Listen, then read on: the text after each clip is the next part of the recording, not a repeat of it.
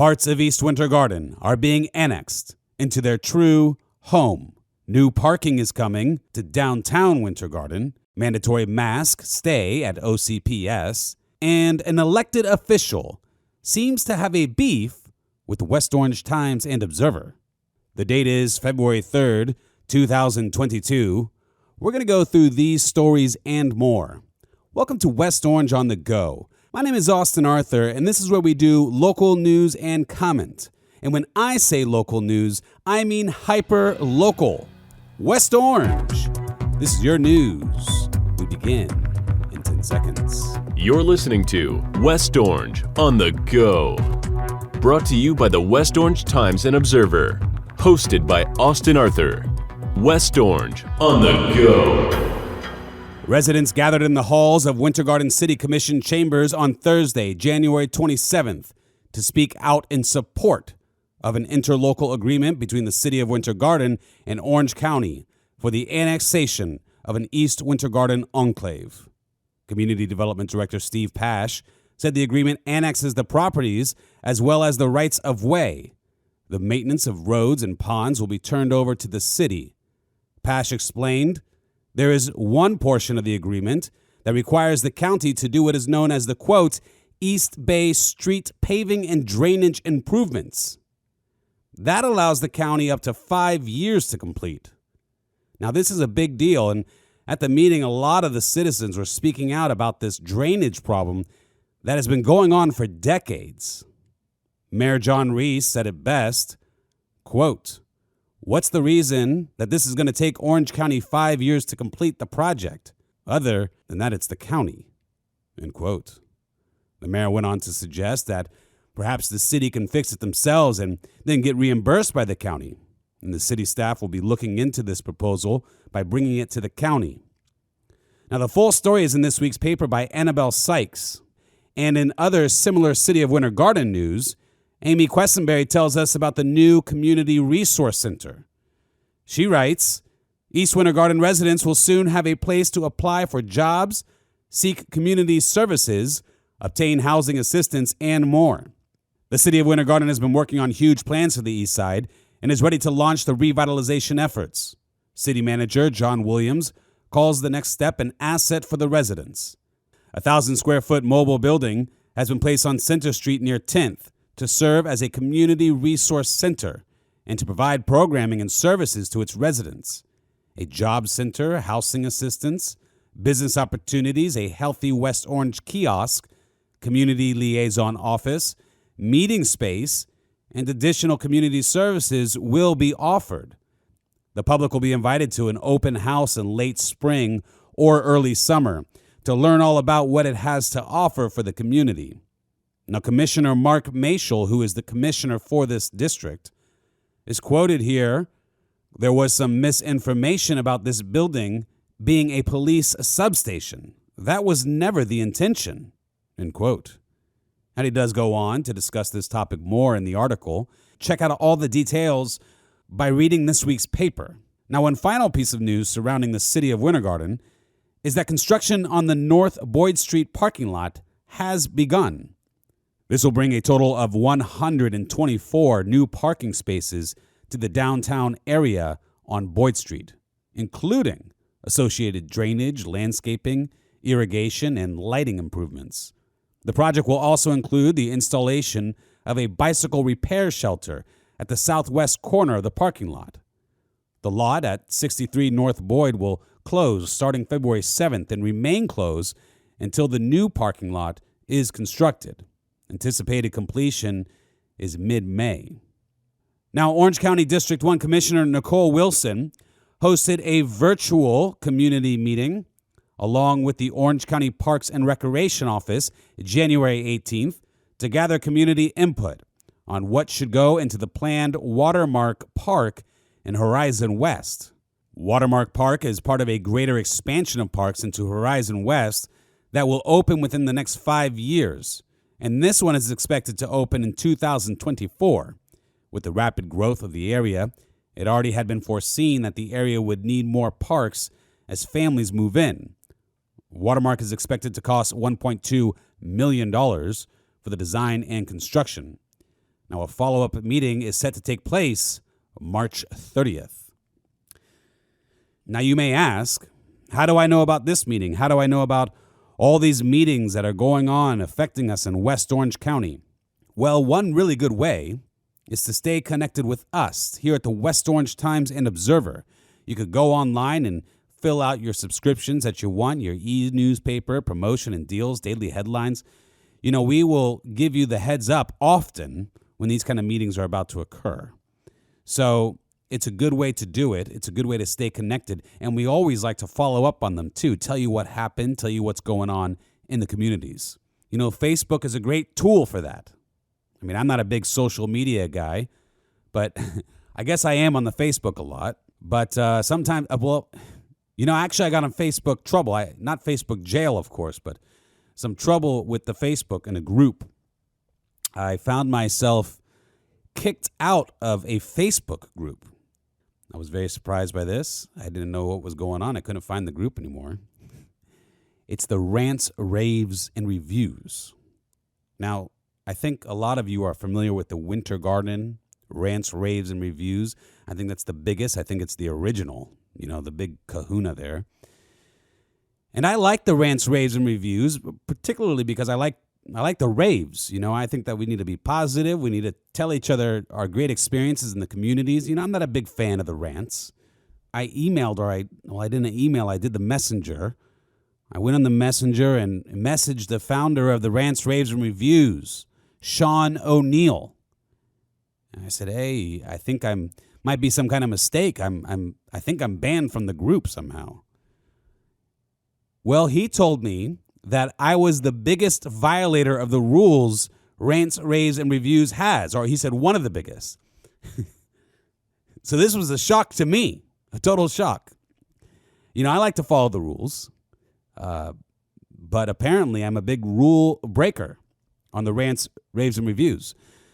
So, and then we realized what happened there. What I was doing was whenever I wanted to rave, because I don't do the rants, I do the raves. Well, I would do it by reposting something that was some content of mine. So whether it would be the Afterthought show where I do a long form interview with somebody on a camera, I would repost that and say, hey, you should check out Jim Crecitelli of the Winter Garden Heritage Foundation. He's amazing. And then I'd link to the video that I made. Or it would be a magazine article that I did for, Chef's Table or something, and I'd say, hey, rave to Chef's Table. And then I'd have attached the magazine article that I did for Chef's Table. This kind of stuff. Or I'd do the West Orange Times. I would do the West Orange on the Go. And I'd post that. I'd say, hey, listen to what I'm talking about here. I rave about this. So I'm thinking this is no problem because I'm doing it all the time. I mean, I'm probably once a week I'm doing this. Never hear anything about it. And then all of a sudden I'm in Rants, Raves, and Reviews jail. So Sean was very nice. Actually, he's a really very nice guy. And he gave me, he kicked me around a little bit about the situation. I apologized. I told him I really didn't realize that this was wrong, but he basically pointed out that this is, like backdoor advertisement. And I agree. I mean, it's definitely what it is. So, now I know I can't do that. So I am back in the Rants, Raves, and Reviews. I am back, and I appreciate Sean for telling me how to act, and I promised that I will behave moving forward. But I did want to give a shout out to my new friend Sean O'Neill, who was very nice to me and a good man and created a wonderful community group. So if you're not part of the Rants, Raves, and Reviews, I encourage you to check it out. Get on the Facebook, go on Rants, Raves, and Reviews. He also created some other ones. Another one I like is the West Orange Discussions group. So check these groups out, but be positive. Bring a rave, but don't try to advertise on there. That's not good. All right? So don't be like me in that regard, but do learn from my lesson. All right, and maybe I'll see you on the Rants, Raves, and Reviews. Okay, that was an unintentional endorsement. I was not paid for that, but there you have it. Let's go to the next story because we spent too much time on Facebook. Orange County Public Schools announced the extension of the mask requirement for all adults on a school campus. The announcement made on Friday, January 28th, pertains to all employees, volunteers, visitors, and vendors. Unable to place a mask mandate on children per state authority, OCPS said in a statement, "We strongly encourage the use of face masks by students." End quotes. And now we travel on down to the road and talk about a school that's not part of the Orange County public school system. And it's my favorite school. It's a Christian school. They've been around since 1958.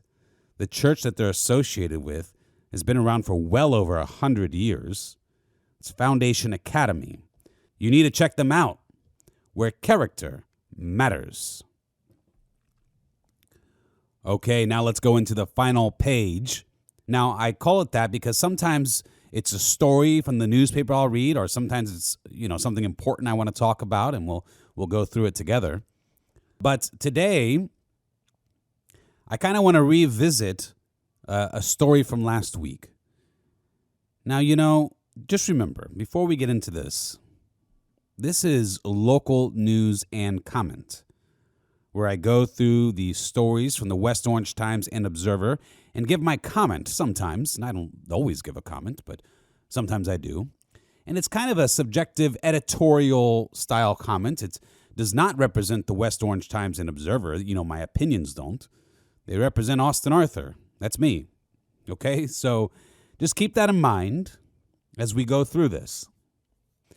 So I'm looking at my favorite page on Facebook, which of course is the West Orange Times and Observer, and I see the story that I read last week. It's the story about the 41 single-family homes going in the Lake Roberts Reserve. So I'm looking at the story. I say, okay, I remember that story. Pretty good. I wonder if there's any updates. And I see down in the comments, everybody could put a comment. You could go put your own comments right now if you want. It says, it catches my eye because it's actually Orange County Commissioner Nicole Wilson. Well, she chimed in, not for the article, but in a comment on Facebook. Quote, "What a poorly written..." Excuse me. The indignation is prevalent in the first line. Let me start over. Quote, "What a poorly written headline. This was approved in 2020 before I even took office. The PSP came before the board in January 2022 with the ability to deny only if it didn't match the previous approval." End quote. So Commissioner Wilson seems very upset here. She thinks that the headline's very poorly written. And I'm not quite sure what she's referring to. I think the headline's pretty good. Lake Roberts Reserve earns county approval. Well, that's true. I mean, that's exactly what happened. And it surprises me because she's got 5 likes on there. And, I just don't really understand the comment. I don't understand. This was a nice piece about the community agreeing to the homes. And, a lot of people on this Facebook post are saying things like, here's why... from a friend of mine, "Here we grow again." And that's cute, Actually, another friend of mine says, "Please no more." And these are appropriate comments because they're worried about overdevelopment. And I sympathize with that a lot. Like you've heard me on this program, for those of you who listen to this podcast, I'm really not in support of a lot of new growth. I think we got plenty of growing that's already taken place, and we could develop on top of that growth to make it better, to enhance what we have. That seems like wise investing to me. But to take away more green space, I'm typically not for. So, I sympathize with the concerns, but the fact of the matter is, it seems Orange County did the right thing in this case. And I'm not a big Orange County guy. And frankly, because a lot of the conditions surrounding the areas were not too good. The county wasn't able to step up on a lot of this. Well, this development is. They're going to take care of a lot of the problems that they've been experiencing. And it kind of takes you back to the East Winter Garden situation we talked about earlier. Former Commissioner Vanderlei actually had a lot to do with this deal. They're going to be fixing flooding in the area. They're going to be doing some stuff with the lake to protect the lake. I mean, conservation efforts are tied into it. I mean, there's a lot of things that are very positive, and you could read more about them on the website. All right, but I'd love to hear from you. I'd love to hear your feedback. And I'll see you on the West Orange Times and Observer's Facebook page. If I'm not there, you might find me on the Rants, Raves, and Reviews. This has been Austin Arthur with the West Orange Times and Observer. And until next week, have a happy and blessed weekend. West Orange on the Go is brought to you by the West Orange Times and Observer. Hosted by Austin Arthur. West Orange on the Go.